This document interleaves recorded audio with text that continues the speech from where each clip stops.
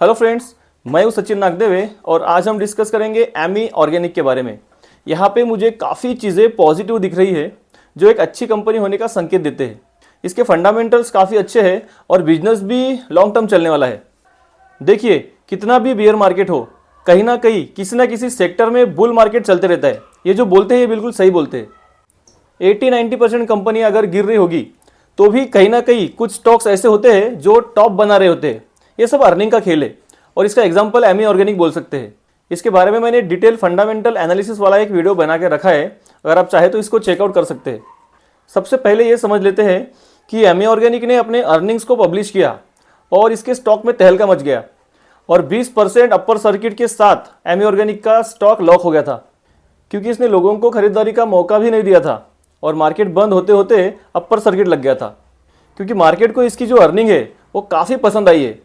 275 करोड़ की सेल्स दर्ज की है कंपनी ने इस क्वार्टर में, जो कि पिछले साल के इसी क्वार्टर में 166 करोड़ के थी और लास्ट क्वार्टर में 247 करोड़ के सेल्स थे। मतलब सेल्स में quarter and quarter and year on year दोनों में ही अच्छी ग्रोथ दर्ज की है। नेट प्रॉफिट की अगर मैं बात करूं तो इस क्वार्टर में 45 करोड़ की नेट प्रॉफिट दर्ज की है, जो कि पिछले साल इसी क्वार्टर में 18 करोड़ की नेट प्रॉफिट थी। मतलब 200% की जंप है नेट प्रॉफिट में। ईयर ऑन ईयर अच्छा परफॉर्मेंस दिया, मतलब शानदार परफॉर्मेंस दिया है, ऐसा बोल सकते हैं। लास्ट क्वार्टर में भी 38 करोड़ के नेट प्रॉफिट थे, मतलब क्वार्टर एंड क्वार्टर भी अच्छी ग्रोथ है। ओपीएम भी 25% का है, जो कि लास्ट क्वार्टर में 16% का था। मतलब ओपीएम में भी अच्छी खासी ग्रोथ है। अदर इनकम भी कुछ नहीं है, मतलब सिर्फ 1 करोड़ रुपए है। तो जो भी प्रॉफिट है वो एक्चुअल ओरिजिनल प्रॉफिट है, जो कि एक और पॉजिटिव संकेत है। ईपीएस भी 4.5 रुपीज से अभी 11 रुपीज के आसपास का ईपीएस हो गया और इसलिए मार्केट में इसमें धुआंधार बाइंग हुई है। इसलिए मार्केट में जहां पे बाकी की अच्छी अच्छी कंपनियां 20%, 30%, 40% तक के डिस्काउंट पे अवेलेबल है, वहां पे Ami organic lifetime high के आसपास ट्रेड कर रहा है। और इसलिए भी मैं हमेशा बोलता हूं कि अगर आपके स्टॉक में ग्रोथ है, आपके अर्निंग्स में प्रॉफिट दिख रहा है, तो घबराने की कोई जरूरत नहीं है, क्योंकि वो कंपनी ऊपर ही जाने वाली है। इसके शेयर होल्डिंग पैटर्न को अगर अपन ने ऑब्जर्व किया तो इसमें क्लियर देख सकते हैं कि एफआईज ने बाइंग की है, डीआईज ने भी बाइंग की है और पब्लिक ने बिकवाली की है। तो ये भी एक बहुत बड़ा पॉजिटिव संकेत होता है एक लॉन्ग टर्म इन्वेस्टिंग का। एफआईज के जो स्टेक है वो लास्ट क्वार्टर में 13.5% के आसपास थे, जो कि अभी 15.5% के आसपास हो गए हैं। डीआईज के स्टॉक भी जो है वो 19.93% थे, जो कि अभी 20.23% हो गए। पब्लिक की जो होल्डिंग है वो 30.24% के आसपास थी और अभी 28.27% के आसपास हो गई है। मतलब पब्लिक की होल्डिंग कम हुई है। मतलब डीआईज और जो एफआईज है वो पब्लिक से माल खरीद रहे हैं। लेकिन हाँ, मेरा किसी स्टॉक में कोई रिकमेंडेशन नहीं है, ये वीडियो एक एजुकेशनल पर्पज के लिए है। So don't take it as investment advice. Kindly consult your financial adviser before investing. और एक पॉजिटिव चीज दिखी है मुझे जो कि काफी बढ़िया है, वो है बोरोइंग, मतलब कर्जा। 217 करोड़ का कर्जा था, जो कि अभी सिर्फ 6 करोड़ का बचा है। उसके कंपेयर में जो उसके रिजर्व्स है वो 1161 करोड़ के पड़े हैं कंपनी के पास। इसलिए कंपनी डेट फ्री कंपनी है, ऐसा भी बोल सकते हैं, क्योंकि बोरोइंग के मुकाबले रिजर्व्स काफी ज्यादा पड़े हैं कंपनी के पास। ऊपर से इसका जो मार्केट कैप है वो 9,250 करोड़ के आसपास का है। मतलब यहां से मल्टीप्लाई होने का पूरा दमखम रखती है कंपनी। तो अगर ये कंसिस्टेंटली अच्छे अर्निंग्स दिखाएगी, अच्छे प्रॉफिट लाएगी, तो ये 9,000 करोड़ का मार्केट कैप 90,000 करोड़ का या फिर 1 लाख करोड़ का होने के लिए ज़्यादा देर नहीं लगेगी। और ऐसा हुआ तो इन्वेस्टर्स का पैसा 10 गुना हो जाएगा। इसकी कंपाउंडेड जो सेल्स ग्रोथ है वो 25% की है और कंपाउंडेड प्रॉफिट ग्रोथ 21% की है 5 साल की। इसका स्टॉक प्राइस जो CAGR है वो 64% का है। इसको लिस्ट होके ज़्यादा कुछ टाइम हुआ नहीं है, इसलिए ज़्यादा डाटा अवेलेबल नहीं है। इसलिए इसका जितना भी चार्ट अवेलेबल है वो ज़्यादा इंप्रेसिव लगता नहीं है, क्योंकि इसमें काफ़ी ज़्यादा ऊपर नीचे हुआ है। सितंबर 21 में इसका IPO आया था, जो कि 900 रुपीज़ के आसपास लिस्ट हुआ था।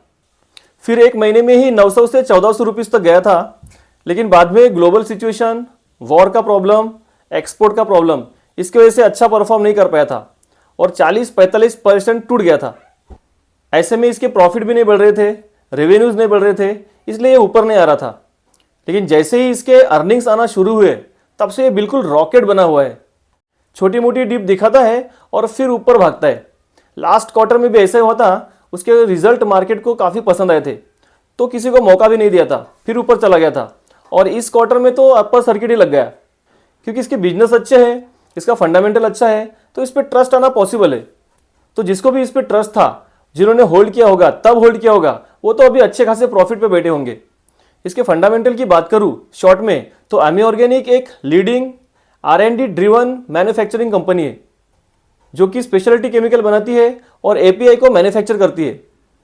API मतलब एक्टिव फार्मास्यूटिकल इंग्रेडिएंट्स, मतलब वो ऐसे मेन कॉन्स्टिट्यूएंट होते हैं जो मेडिसिन बनाने में काम में आते हैं। इसके अलावा एक्टिव फार्मास्यूटिकल इंटरमीडिएट भी बनाती है, साथ में एग्रोकेमिकल और फाइन केमिकल्स में यूज होने वाले भी केमिकल्स बनाती है। 520 प्रोडक्ट इसने डेवलप किए हैं, 50 से भी ज़्यादा कंपनी में एक्सपोर्ट करते हैं और 500 से भी ज़्यादा इसके कस्टमर है। फार्मा सेगमेंट में 76% का रेवेन्यू है और स्पेशलिटी केमिकल में 24% का रेवेन्यू आता है। इनका एक्सपोर्ट का जो रेवेन्यू है वो भी काफ़ी बढ़ रहा है, जो कि 60% के भी ऊपर है। की मॉलिक्यूल्स में इसका 50 से 90% तक का शेयर है, मार्केट शेयर। फार्मा में इसके टॉप क्लाइंट की अगर मैं बात करूं तो ऑर्गेनिक है, मिडास है, लुपिन है, Sun Pharma, Cipla, Zydus etcetera. Specialty chemical में जो टॉप क्लाइंट है वो शैरन लैब, बेयर्स, हिमालया ऐसे है। इसका एक्सपांशन बढ़िया है, कैपेक्स भी काफ़ी बढ़िया है और इन हाउस खुद की R&D फैसिलिटी है।